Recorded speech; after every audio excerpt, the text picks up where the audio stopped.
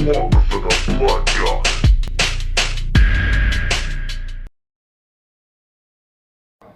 you going, guys? I'm Dean from Blog for the Blood God. I'm Dirk from Firestorm Cadre. We've got a battle report here, 1950 points. We'll get to the list. Alrighty, guys, I'll run you through my list real quick. So it's a Khorne Daemonkin combined arms detachment with an attached Cyclopia Cabal from the Black Legion book. So I've got a Herald of Khorne with absolutely no upgrades whatsoever. He's just naked. Then for my two mandatory troops, I have a unit of 8 bloodletters and then another unit of 8 bloodletters. In my fast attack slots, they've got no upgrades either, by the way.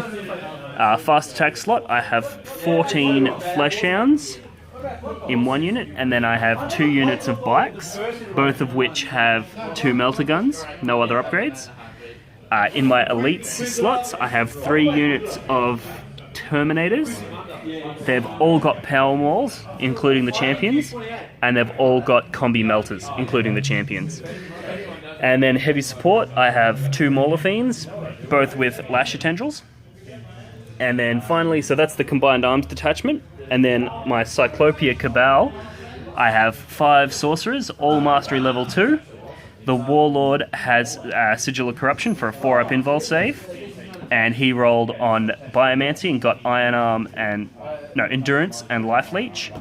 Then the other 4 all rolled on Sanctic Demonology and got at least one of each of the powers. So that unit has access to all of the Sanctic powers. And while I've got the camera out, I just want to touch on this base because I'm pretty happy with the way it turned out. Not sure if you can really see, but there's actually a dead Dread Knight underneath their bases, and they all separate off so that during the game I can run them wherever I want, but for display purposes I can pop them all together, and there's a dead Dread Knight there. And then they're a bit of a work in progress at the moment. They're all going to end up with impaled Grey Knights on the backs of them, and that's sort of how I do the fluff for them being Khorne sorcerers, is that they're not actually the sorcerer. They've got an impaled sorcerer on the back, and he's the one casting all those Sanctic powers. These sorcerers are just sort of piggybacking off it and getting the benefits from it. So yeah, that's my list. I'm going to hand the camera over to Dirk, and he's going to run you through what he's bringing to the table. Oh, actually, sorry, the last thing was my Warlord trait. I got, forward planning. So after generating my first tactical objectives, I can basically discard them all and draw again if I'm not happy with what I get. But yeah, alrighty, I'll hand it over to Dirk. Alright, so I've got my Farsight Enclave, just one detachment. I've got as my HQ, Commander, Iridium Armor, 2 Fusion Blasters, Target Lock, Feel No Pain, Onaga Gauntlet, Donkey Punch. He's got Farsight, what's it called? Anthrus something or other. 5-up Invuln and Deny the Witch bubble of 12 inches for +2 Deny the Witch. Then he's also got the one that grants Gets Hot, and then also this one is basically anybody that charges in takes D6 strength 4 hits at initiative 10. So he's my HQ. And then in troop choices, I've got 12 Fire Warriors in a Devilfish, and the Devilfish has got gun drones, move through cover, and +1 to cover save. Another troop choice, Breaches, there's 9 of them in a Devilfish, same loadout. Then in another troop choice, there's 3 exactly the same of the Crisis teams, and in each Crisis team there's Shaz Vray, so a sergeant with 2 shield drones. The sergeant's got 2 fusion, so 2 melters and target lock, and then the other 2 Crisis suits have got dual plasma, so 4 plasmas and then 2 flamers, and that's exactly the same on all 3. And then in my elites choices, I've got 3 units of the stealth suits, and then they've got 2 marker drones with them, the upgraded sergeant, so the Shazve, with the melter, homing beacon, and marker light and target lock. And then in my elite choices, I've got Hammerhead, smart missiles, and the large blast with the AP weapon, strength 10 AP1 weapon, and then the Skyray. No upgrades, just the smart missiles. So that's my 1950. I spent 4 comp. You spent 4 comp as well. Yep. So we're practicing for a tournament coming up. We'll get to deployment. Alrighty guys, we've just placed our objective markers and set up the terrain, so I'll run you through that real quick, and then I'll run you through the mission that we're doing. So our objective markers are placed, one there, one over here, one in there, up the back, here, and over there. So they're all just sort of pretty spread out, randomly placed around the table. And then for deployment, we got Dawn of War, so long table edges. And the mission is the ATC format. So for those of you who haven't heard of that before, it's basically a combination of Maelstrom of War, Eternal War, and Kill Point Differential. So basically you get, it's 3 cards, isn't it? You draw 3 cards at the start of each turn. And D3 are worth 2 points. And any that say you get D3 victory points, they're just worth a flat 2. You can only score 2 cards per turn, and any twice. Any duplicates. So if you get secure objective 2 twice, do you redraw, or no, you keep it, but you can only do it once that turn. Yeah, so you keep it, but if you're on objective 2, you only get 1 point, and you discard 1 card. You don't get both. So that's the Maelstrom component. Then the Eternal War component is objectives 5 and 6 don't count for Eternal War, but objectives 1, 2, 3, and 4 are worth 3 victory points at the end of the game if you hold them. So that's 3, 2, 1, and 4. Yep. So number 6 there doesn't count, and number 5 up here doesn't count. And then the other one is Kill Point Differential, where basically at the end of the game you calculate how many units you killed, how many units your opponent killed, and you basically get the difference if you won. So whoever kills most gets the difference in victory points. So yeah, that's the mission and the table, and we're going to roll off for deployment and set up our... Alrighty, so I won the roll-off to go first and deploy first. So I've deployed my Death Star of Hounds along the front here, followed by Maulafine bikes, Bloodletters with the Herald, more bikes, and a Maulafine. And then the Terminators are in Deep Strike reserves. And I sort of did that because obviously I didn't know where he was going to deploy, so I sort of thought I'll just spread out along the table. And then tower deployment. Yeah, I've counted, sort of tried to deploy. So everything's in reserve, basically all my suits. There's 12 Fire Warriors in that one, in the Devilfish. There's the 9 Breaches in here, Skyray, Hammerhead, and that's it. So you're really banking on those reserve rolls. Luckily, you got the Warlord trait. My was reroll reserves. Reroll reserves, and then +1 to seize the initiative. So, yep. Well, while we're talking about seizing the initiative, let's hit my it. lucky dice. Looking for a 5 or 6. That'll do it. You son of a bitch. Okay, so Tau will take the turn 1. All right, so Tau turn 1. Pretty productive turn. After seizing the initiative, I was pretty lucky. I moved the Devilfish up, Breaches got out, I used the Skyray, fired all my missiles, fired my Marker Lights, fired my Smart Missiles into them. Both Marker Lights hit, so I used one Marker Light to use the Breaches to add Ballistic Skill. Killed the Hounds over here. There's a couple of Hounds in there, so I think I killed, how many Hounds? 8 Hounds in total, which is pretty good. And I think I put 1 wound on him, so he's down to 1. There's 1 wounded Hound over there. Gundrones got out. Hammerhead was unable to instant death this guy. I was hoping to get that. Swing and a miss. Swing and a miss. Then these guys got out here. I think I only killed 2 out of that squad out of there. Yeah, 2 in a wound. Yeah. So as far as cards, Rapid Strike is for when I come in from reserves. Overwhelming Firepower wasn't able to get. Supremacy, which I'm going to discard. Because he had 3 objectives. I could have got 3, but yeah, it wasn't going to happen. So we will go into Daemonkin turn 1. Alrighty, so there we have the end of my turn 1, and goddamn, I was disappointed. So I've moved, pretty much everything is moved up, just to sort of gain some ground and get in the tower face. Then in my Psychic phase, I rolled really, really bad, lots of 1s and 2s. I lost a Sorcerer to Perils of the Warp. Trying to cast Sanctuary. Trying to cast Sanctuary, so that didn't get off. I did get Endurance though, so that the rest of that unit has their 4-up Feel No Pain and Eternal Warrior, which will definitely help. Then I got Perils on my Warlord, but rolled a 6, so he got that God mode, whatever you want to call it. Super Saiyan. Super Saiyan. But yeah, other than that, not much really happened. Cabal. Then the Cabal, I used their Shroud of Deceit on these breaches to try and take some hull points off that. Caused him to jink, but didn't do any damage. Sort of hard when you don't have a great deal of... because I can't target vehicles, so yeah. And then your bolters killed one breacher. Yeah, I killed a breacher with some bolters, whoop-de-doo. Cards.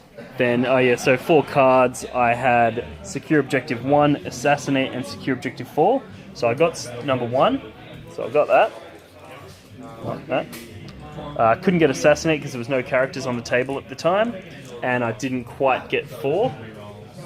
By that, I mean I didn't even get close to getting 4. And then, yeah, the only other thing was the Assault Phase. I failed to charge with my Mauler Fiend. Other than that... And you lost a bike to... and I lost a bike to Dangerous Terrain. So I actually hurt myself quite a bit. Lost a bike, lost a Sorcerer, which now is going to hurt my Warp Charge capacity for following turns. Yeah, I'm a bit bummed. But either way, we're going to roll Dirk's reserve rolls while we're on camera. So I've got 3 exactly the same stealth units. So I've got reroll reserves. They all come in. My crisis suits all come in. Oh, fuck. Alright. This is where I die. Alright, so Tau turn 2. Didn't go exactly according to plan. Still okay. As we saw on camera, all my reserves came in. I did lose one stealth team that tried to deep strike over here. It's a mishap. It landed on the Mauler Fiend. And so these 2 units, they tried to help out and only caused 1 glance.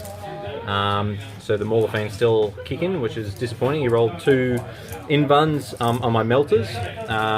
Killed a couple of... killed 3? Yep, killed 3 with flamers. The Fire Warriors shot through, killed a couple of... killed 1 bike and caused a wound. Moved a few things around.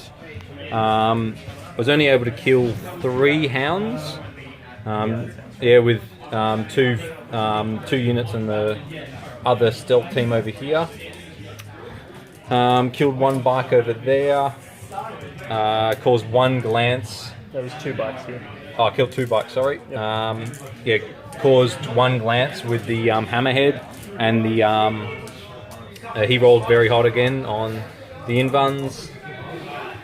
He did lose his other Psyker to Peril in his phase, which gave me first blood. We didn't mention because we were thinking that my mishap gave him first blood, but then we realised that the Psyker died. So I think that's it. I got overwhelming firepower, so I killed 1 unit. I did have kill a unit from my reserve units, but I wasn't actually able to kill anything. I thought I was going to be able to. But now that all my reserves are in, I had to discard that card because it's useless to me. So now I've got one that is for close combat. If I want to charge in 2 units into 1 unit. So possibly might do that, but yeah. Chuck a couple of your drones in there, you Yep. should be right. So we'll go into turn 2 for the Daemonkin. Alrighty, so there we have the end of the Daemonkin turn 2, and holy fuck did I kill some fucking Tau. So we had... movement was just a bit all over the place. We had the Mauler Fiend charged in, killed some breaches. The Herald and his unit of Bloodletters charged and killed some Crisis Suits. The Death Star with the Fleshhounds and the Warlord charged and killed his Warlord. One of my Psychers charged the Stealth Suits, and the Stealth Suits actually killed him. He was killed by a drone. A shield drone flew into his face, knocked him off his bike. Marker drone. Yeah, marker drone. Fucking even worse than a shield drone. He put his laser into his eyes. Yeah, he blinded him and he crashed his bike. Then we had Mauler Fiend charge this unit of Crisis Suits. So what happened is... sorry, I should do this right. I'm all over the place. These Terminators and the Sorcerer arrived from Deep Strike over here. So the Sorcerer joined the unit, then used Gate of Infinity to re-Deep Strike and put him here so that we could fire into the Crisis Suits. that caused them to fall back, so they went this way, and then the Mauler Fiend charged them and killed them. Then we had Bloodletters here charge some stealth suits and killed a couple of those, but had a couple die in return, so that was an interesting combat. And I think that's just about it. So you killed you got Assassinate? So yeah, so for my cards, I got... Oh shit, I'm a dickhead. I'm not on 3 or 6. So I only get Assassinate. You got 5 characters. You killed 5 characters. Yeah, I killed a lot of characters. And you got Warlord. But yeah, so I get that. So that's 2 victory points. Plus Warlord. Where the fuck's the 2 on this thing? There we go. But you've absolutely decimated my army. But yeah, I don't like your chances of bouncing back from this. No, I've lost all my melters, so I can't kill those more things. Yeah, you got the Hammerhead. Hammerhead. But yeah, no, it's not looking good now. Oh, I think this will be over next turn. Yeah, well, that's the end of turn 2. So that Cabal, interesting note, the Feel No Pain 4+ on those guys and the Eternal Warrior was really, really helpful. Like, I failed so many invulnerable saves, but then brought them back with the Feel No Pain, so that was really helpful. But yeah, so we'll jump into Tau turn 3 and we'll get back. So turn 3 Tau. Couldn't do much. Shot into there with quite a few units. Single wound on a single hound. Single wound on a hound from a Devilfish. Hammerhead missed. Drones tried to fire into that one bike. Didn't do anything. These guys fired into them. Didn't do anything. Devilfish collected the Fire Warriors, so they're in there. Slapfest over there. Nothing happened in close combat. So that was it. So I'm almost ready to call it, but we'll play it out. I score objective 4 with the Devilfish. I discarded the charge into close combat, stupid Farsight card. So we'll go into your turn 3. Alright, so there we have the end of the Daemonkin turn 3. So, because most of my psychic powers were defensive and pretty much all of his offensive power is nullified, I didn't really even bother with my psychic phase. We used the Shroud of Deceit to try and get this melter gun to fire into there, but we missed, so that was a waste of time. And yeah, did we even use any other powers at all? I can't even remember. No, I don't think we did. No, you tried to use Vortex? Oh, that's right. I tried to use the Vortex of Doom, but I failed, perils, and passed my leadership, so no damage. Mauler Fiend charged into here and blew up that Devilfish. These guys arrived from Deep Strike but missed with their melter guns. The Cabal charged and blew up this. I failed my charge ranges against these guys. These Terminators Deep Striked and killed the Devilfish, and then the Mauler Fiends jumped in there. And then we had the Sorcerer charge that stealth suit and killed him off. And then they killed the drones over here too. And then, yeah, the Herald jumped down here and killed the drones. So we're sort of just mopping up at this point. And so, victory point-wise, I secured objective number 6 with the biker over there. So I got that. But being limited to only that one, I just left objective 3 out in the open because I don't need it. So, yeah. And I am happy to call it. Yep. So you heard it here. We've got to call it. Pretty emotional game. Like 1 minute it's all Tau, next minute it's all Daemonkin. And then the next bit all over the place as well. Yeah. Well, we only got 3 turns. But yeah, so yeah, that's the end of the game. So did you want to summarize victory points, or do you want? Well, it's straight 20 in a tournament. You would if you didn't. You would have tabled me next turn. Yeah. Because that's dead. That's dead. They're basically dead. Yeah, well, they're as good as dead. Next turn. He's as good as dead. They're basically dead next turn. Yeah, it. So yeah, it's just a straight nothing table. that I could do. Probably the summary of the game was my turn 2 when I had everything deep strike. I just did not kill enough. Yeah. Which was really interesting because it was scary. Both Mauler Fiends I thought I would kill with melter guns, but you rolled hot on those. You got all your bad rolls out on that first turn, so. And then it was all part of my strategy. Roll shit at the start, give them false sense of hope, and then fucking come back. Perhaps my perhaps my deep striking wasn't in the best positions because you had too much opportunity to just charge with too many units.